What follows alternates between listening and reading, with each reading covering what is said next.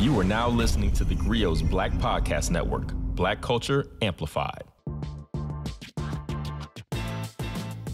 The end of 2022 is here, and to wrap things up, we're taking a look back at some of our favorite Blackfessions. It's something I ask all of my guests to share at the end of every episode. A Blackfession is basically a confession about your Blackness. You know, something that people might be surprised to learn about you because, well, you're Black. You know what I'm talking about. One of those things that you bring up in mixed company or with the homies or whoever, and people look at you like, yo, do we need to take your Black card? Yeah, that's a Blackfession. So let's start at this year's first ever GRIO Awards, where I got to speak with everyone from author Nicole Hannah-Jones to actress Breathy Evans, comedian Lunel, and R&B singer Gawapale. I'm about to get canceled over this. Oh, let's do it. But I've seen Gone with the Wind about 10 times. Really? The whole thing? The whole thing. That movie's long. The whole thing. So you like it. You actually like Gone with the Wind. I feel like it's an amazing, it is amazing storytelling. It is amazing storytelling. The fashion is beautiful, but also if you want to understand how Black people in slavery were conceptualized in the white mind, there's almost no better case study than Gone with the Wind. So for all of those reasons, yes, I've seen that movie many, many times, but I've never admitted this publicly before. Exclusive right here on the I'm going to say Culture. that this tape was doctored, but yes, yes, for many reasons, it tells you everything about how white people thought about slavery and Black people at that time, and in many ways, how they think about it now. Let me see, what would be mine? I don't know if you guys would be surprised to know that I can go from the ghetto to the White House and have a good time. Wait, any White House? Any version of the White House? Any version of it. Any version of it, because I'm gonna bring my Blackness with me. See, that's gonna be the 2016 through 2020 White House. You can do that. I can handle it. Okay, and you know what? I believe you because the energy that you're giving me right now, I believe fully that you could do that. I really believe that I could. No, absolutely. I think it's something to find your most authentic self, and that's been my superpower. So, yeah, I think that's gonna. I'm gonna roll with that. What's something that people will be surprised to know? Put you on the spot. That if some of my friends knew how much I don't care about them, they'd be really hurt.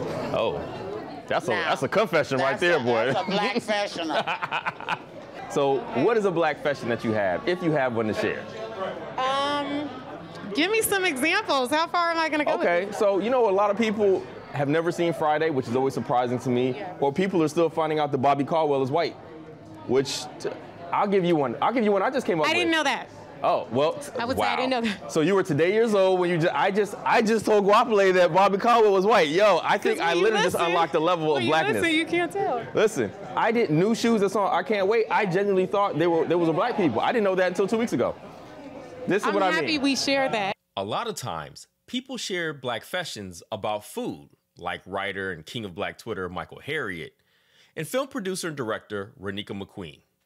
So my Blackfession is kind of embarrassing, but most Black foods I cannot eat or I have never eaten. So I have I'm allergic to all milk products, so I've never really had macaroni and cheese, although I make a good macaroni and cheese, I am told. Okay, I'm about to say, because you can't really verify that. And I grew up not eating pork, so like I've never had most pork products. I've never had a hog maw, a chitterling, or a chitlin. Okay. By the way, he's a Black man from South Carolina. I just wanted everybody to be very aware of this. I have seen more actual pigs than I have eaten.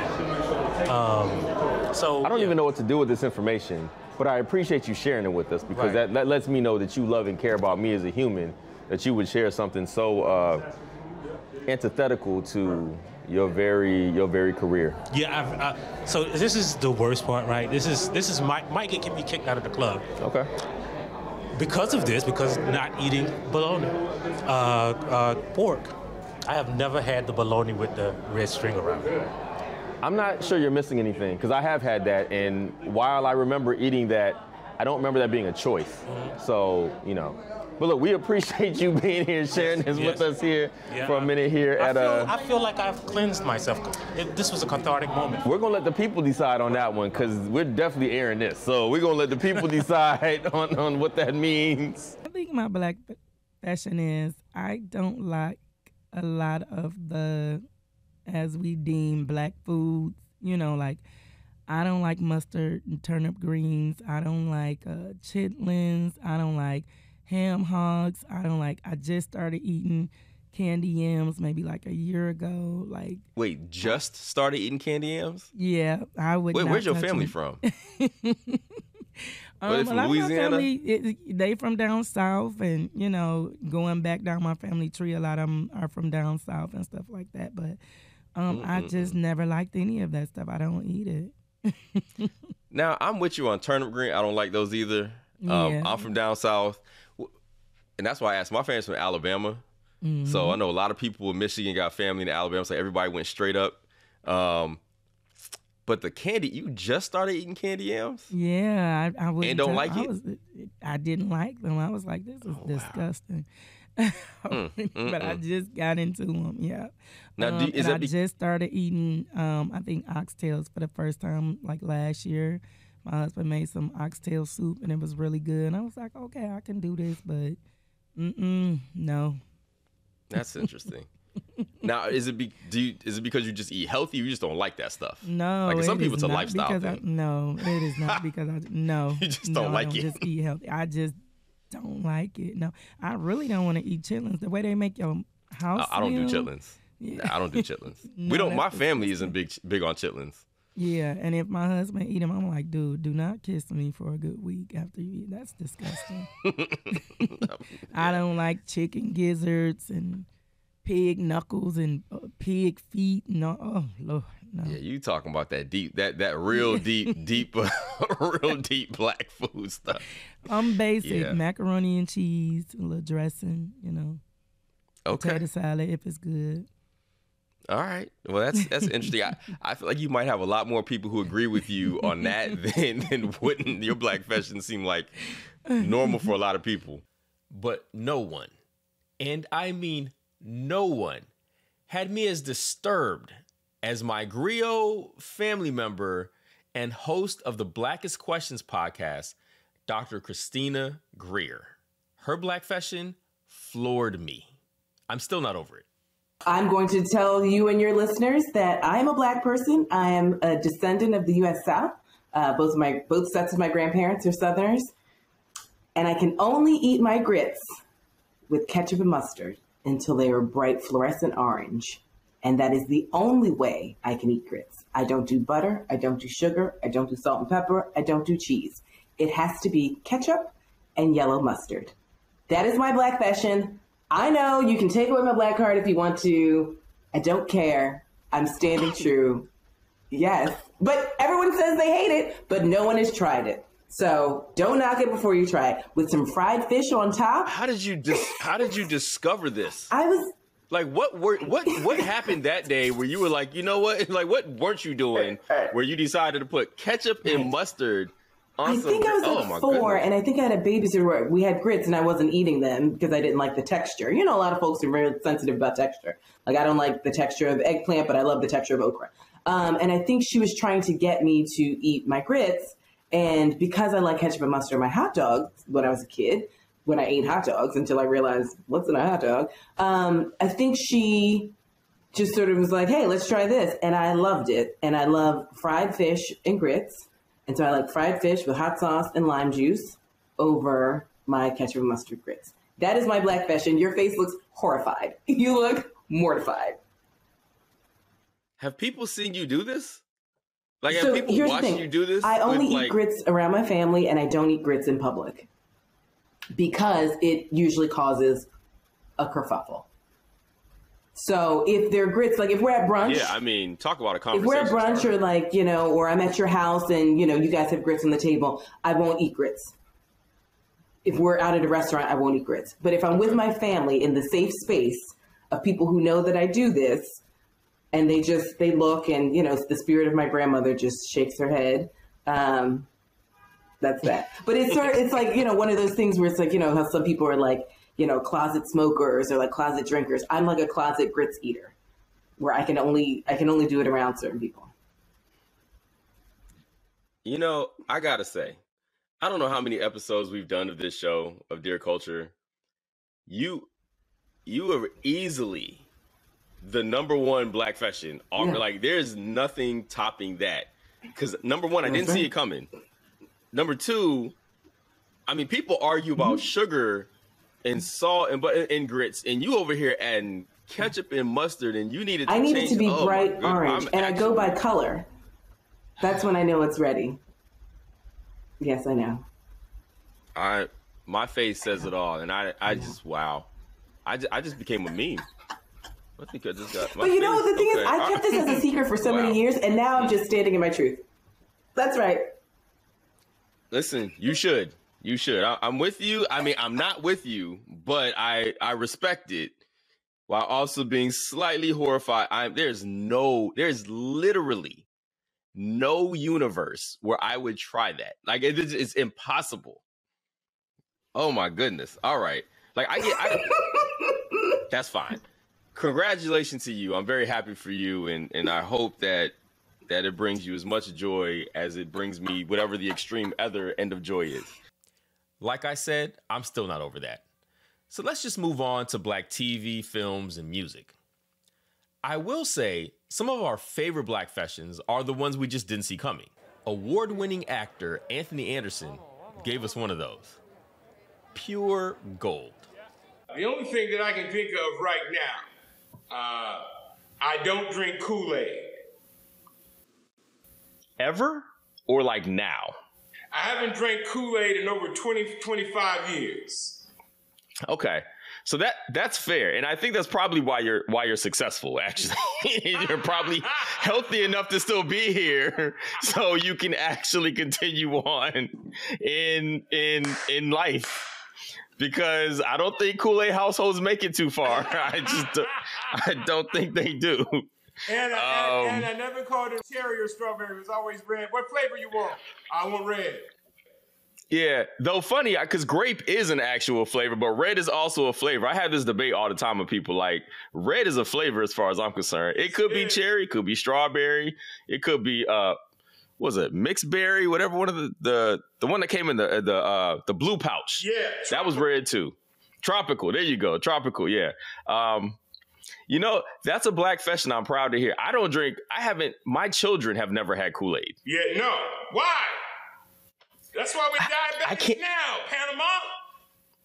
Right, because when you make Kool-Aid, if you want to make a genuine good batch of Kool-Aid, you pour sugar first, and then you add the other, like you pour from your heart. Yeah. And the heart will lead you astray when it comes to making Kool-Aid. So so I'm glad you haven't had any Kool-Aid. I don't know if we would have got all them seasons of Blackish if you had been drinking Kool-Aid. And I also will tell you this, man. While the Obamas were in office, I took a USO trip to Afghanistan, and we flew over on Air Force Two, which was, I believe, the First Lady's plane. Did not know there was an Air Force Two, honestly. I'd never heard that before. Air Force Two. And I was going through the cabinets, and this is when I knew that we had a Black First family. There was packets of grape Kool-Aid in the cabinet. So I had to take a package of grape Kool-Aid off of Air Force Two and bring it home, dog.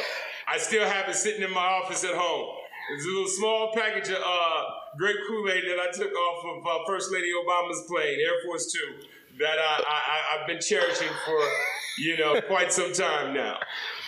I have never heard of them drinking Kool-Aid. You might have just literally dropped like a bombshell. Grape Kool-Aid on Air Force Two. That is amazing. That one's going to be hard to top, but I'm always blown away by how many Black folks have missed out on some of the most culturally significant classics and moments. Let's start with food writer and singer Di Poole, followed by Ja'May Griffith, who's the coach of the dance team at Grambling State University. You have a Black fashion for us. Please share. I have never seen Love Jones, Love and Basketball, or Friday. You actually wrote a movie. You wrote an article about New Jack City, and I was like, I actually have never seen that either. So Yeah. So, I want to be upset about this. I really do. But you know what I'm learning the more we do stuff like this is how many black movies black folks haven't seen. Like, Friday comes up all the time amongst people. People are all like, yeah, I've never seen Friday. Like, Love Jones is surprising, but not surprising when you consider how little money it actually made, like at the box office or like in, like it's like a indie film darling that everybody loves and references. Like everybody knows what happens in Love Jones, even if you've never seen it, right? I think it kind of ascended to that. You have no idea. Okay. All right. Well, just threw that whole idea out the window. Okay. All right. Got me cussing on a Tuesday. All right. So you haven't seen Love Jones, Love and Basketball. That's so interesting. Why? This is what I tell people. Because at this point, it's a choice. So at this point, is it a part of my identity to just keep being this anomaly in the Black community? Like, because I did eventually watch The Color Purple, so like I have broken some ones that I hadn't seen, but I always argue this. I was raised in the 2000s. Like I had no business watching any of those movies as a young kid in the 90s. So it's like when I was of age to watch it, I had my own stuff to watch. Like we had our own movies and things that we would want to watch. So I just never made it back to watching it. But, it's nothing against them personally. I think that they're probably incredible. You don't have any curiosity about like even Love Jones or, Love and Basketball. I mean, Friday, but Love Jones is like Love Jones. I don't wear drawers. You don't have any on right now. Breaking it. Wave goodbye to your daddy, baby. And putting it all together. This is nothing serious. No curiosity. I think I have so much admiration and respect for all the actors in that film. It's just never been something that I was like, let me go run and see what Love Jones is about. It's just never been.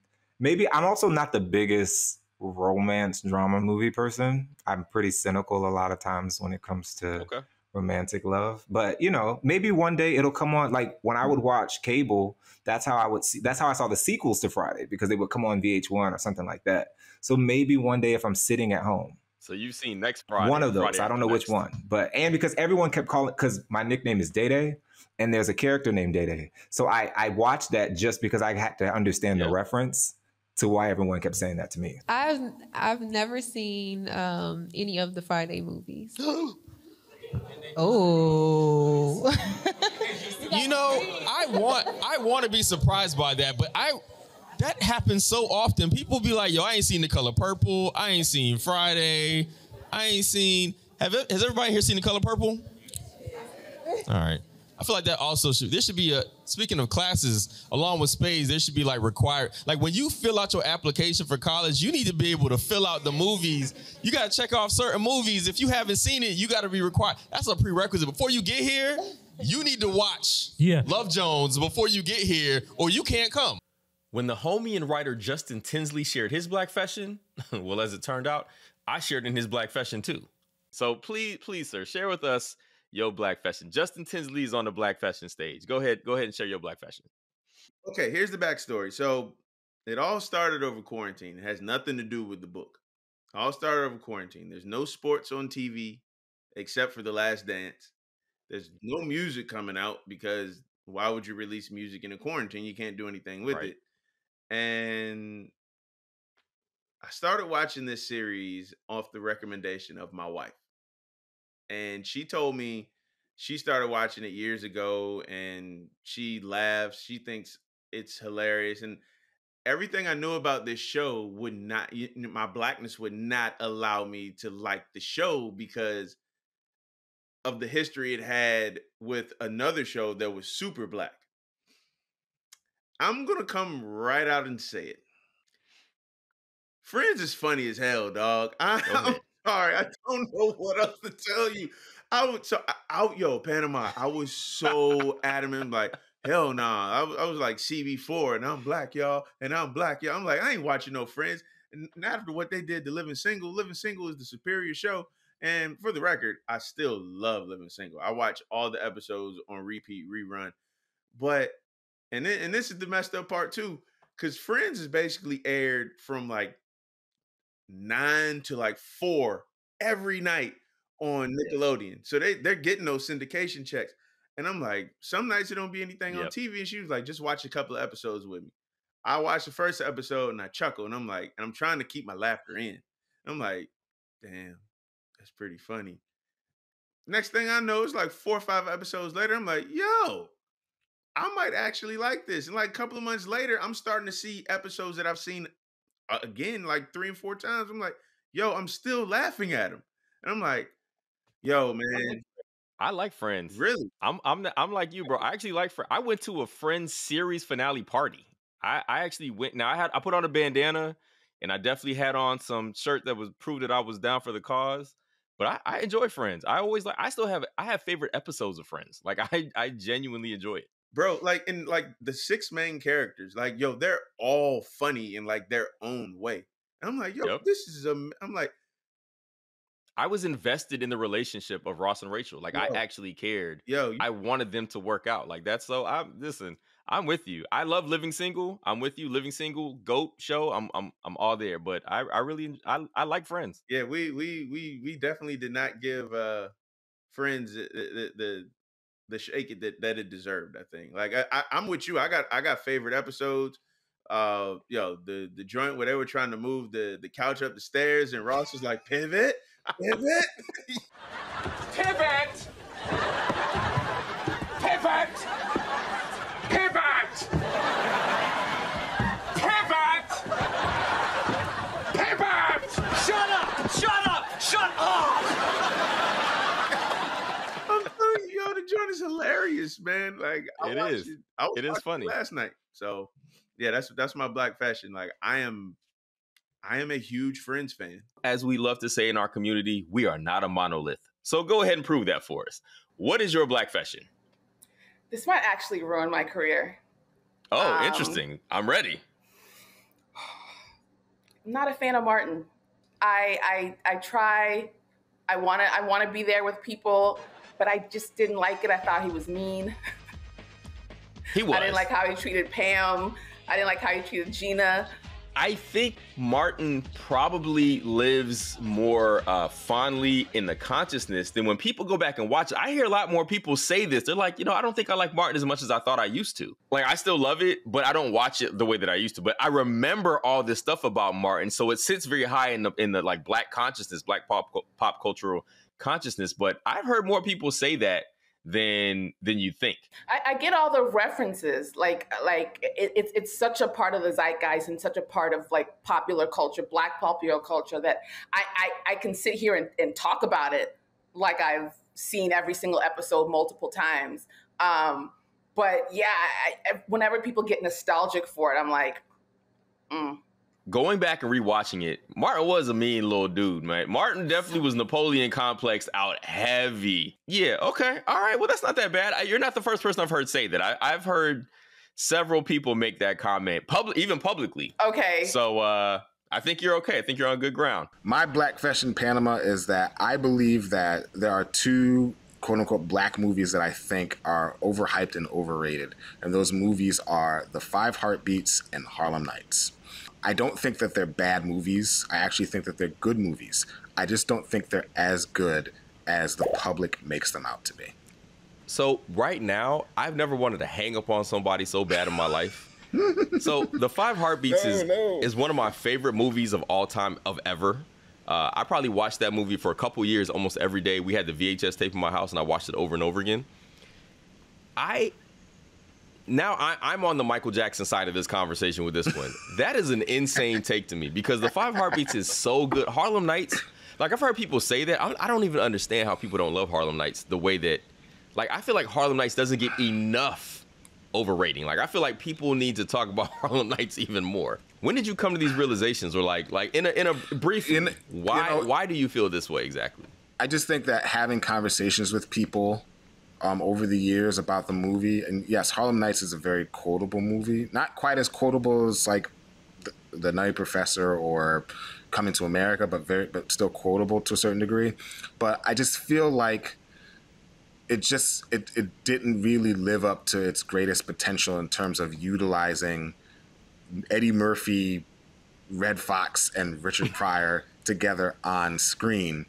Like Eddie himself said that the best part of that movie is the part that nobody got to see, which was when he said cut, and then all these guys started cracking on each other and telling jokes and things of that nature. That's all I needed to hear. You know, when the writer and the director says that, oh, you missed, which is amazing, because it's such a good movie to me. Like, I genuinely enjoy those movies just for what they are. But okay, thank you for the Blackfession. Wait, you got a real quick 5 Heartbeats thing? Because that's my favorite movie. So no, 5 Heartbeats is great. It's good. You know, it's the last of the 3 Robert and Keenan collaborations. Right. But I don't know. It just didn't hit me the way that it hit everybody else, just from a visceral, emotional standpoint. It was almost like I was just seeing everything for like, oh, okay, I see what he was trying to do there. Or, oh, okay, I see what he was trying to do there. Or I see the thing he tries to make. But I will say this. It has one of my favorite parts in any movie or black movie of all time is when they get booed on stage in the beginning and then dude goes, ah, and then they all come together and Robert kicks the piano player off. That part, that's beautiful movie making right there. But just in terms of the whole story, it didn't quite hit me the way that people say that it hit them. So I just think that it's just a little bit overhyped to me. Dar, what about you? So my favorite film genre is actually musicals. So my favorite film is Singing in the Rain, featuring Gene Kelly. I'm singing in the rain, just singing in the rain. So, yeah. Interesting. Okay. All right. I grew up watching Annie nonstop. For some reason in my household, Annie was a movie we watched every single day. I grew up a military brat, so we were living in Germany, and we didn't have a bunch of channels, so all we did was watch VHS tapes. So for years, Annie might have been my favorite movie, just because that's all I had to watch, and I know all the songs by heart. I enjoy the white singer-songwriters of the 70s. I get in my emo state right now is all of the sing-songy Carly Simon, Simon and Garfunkel, really, really white songwriters. And I have a black-ass good time at home in my room and don't let anyone know what I'm listening to. Interesting Blackfession. I will blast that stuff in my car in Southeast DC very loud. Especially Bobby Caldwell, who I'm always amazed that people find out, who are still discovering that he is actually white and not black. From music to dance moves. And just because we're black doesn't mean we all kill it on the dance floor. Which is something my guests, who are both pop culture enthusiasts, Van Lathan and Naima Cochran, proved. I got one. All right, what you got? So I'm a good dancer, right? Okay. I'm a good dancer. Fat Boy can go. Uh-oh. But, dog, I've never really been able to figure out the electric slide, man. I knew you were about to say that as soon as you said dancing. Bruh, it's like, shout out to my man Gino. So my man Gino, Walter Gino McLaughlin down there in Baton Rouge. Shout out to my man Gino. Like, we would be doing the electric slide, right? We were doing the electric slide. It's like, and Gino would be, to help me do the electric slide, Gino would be pointing in the way he would be like, you know what I mean? Because I get confused, right? Like it's like you go back, then you fake like you're gonna do it, and then boom, boom, boom. I'm one of those guys that does it a couple of times and goes, and then goes sits down, and all of the dances that were offshoots of the electric slide, the Cupid Shuffle, like all of those all have things, directions. They all have and for some reason, I don't know if it's my dyslexia or whatever it is. I'm not a confident electric slider. I'm just not. You know, it makes sense though, because for one, the songs that people do the electric, like people do it to to Candy, right? Like the electric slide has a song, but everybody does it to Candy. But people be out there trying to get cute with it too. They be adding their own little spin and swag on it. So if you already struggling with the timing, that can throw you completely off, right? In Louisiana, girls they twerk with it, like they twerk with it. They drop it low. They get to the whole thing, and I'm like I appreciate the ass, but like I'm trying to get my shit together, right? Right. My count is off. I think that also, to be real with you, I punted on it early on and didn't really put the time in. Because I'm so intimidated by it. You know what I mean? I don't really do it as much. It's other dances that all the dances from down home, I can do them, but like electric slide, I'm off with that one. You can get the Josephine Johnny on, but the electric come slide on, is gone. Lord have mercy. Got the whole fighting. That's all of that stuff I'm good with.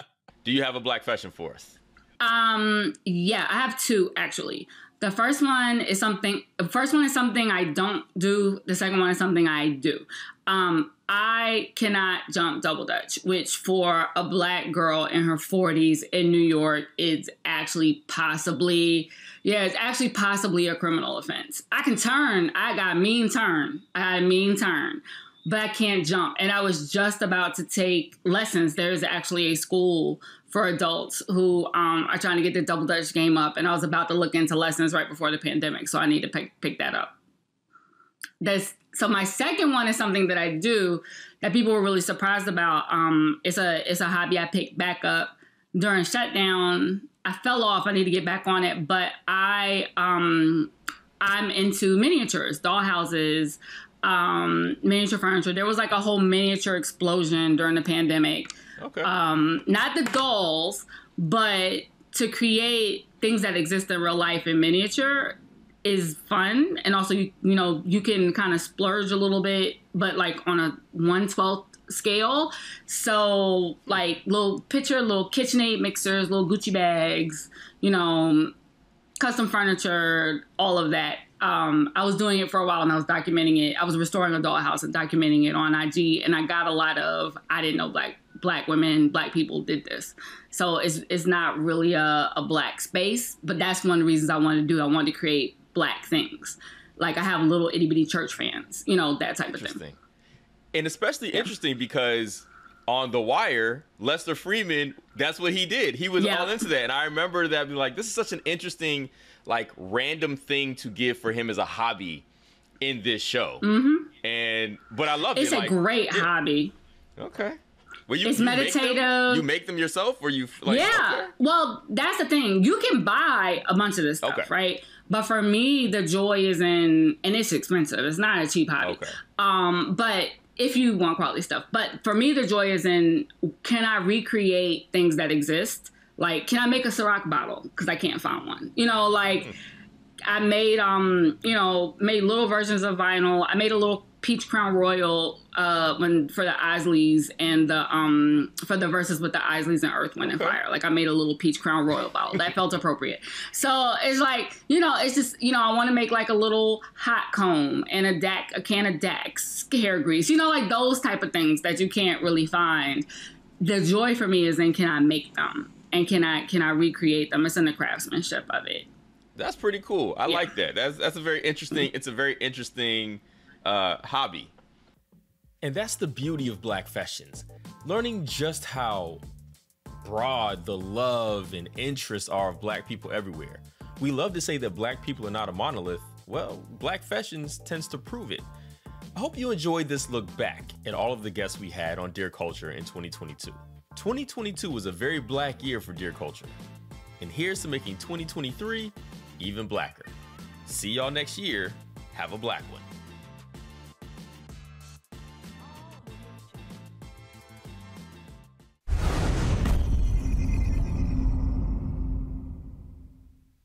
Don't forget, you can listen to theGrio's Writing Black podcast hosted by me, Maisha Kai. This isn't your typical writing podcast. We interview any and everybody that has anything to do with writing, from comics to poets to authors to journalists to politicians and more. Remember, that's Writing Black every Sunday right here on theGrio's Black Podcast Network. Download theGrio's app to listen to Writing Black wherever you are.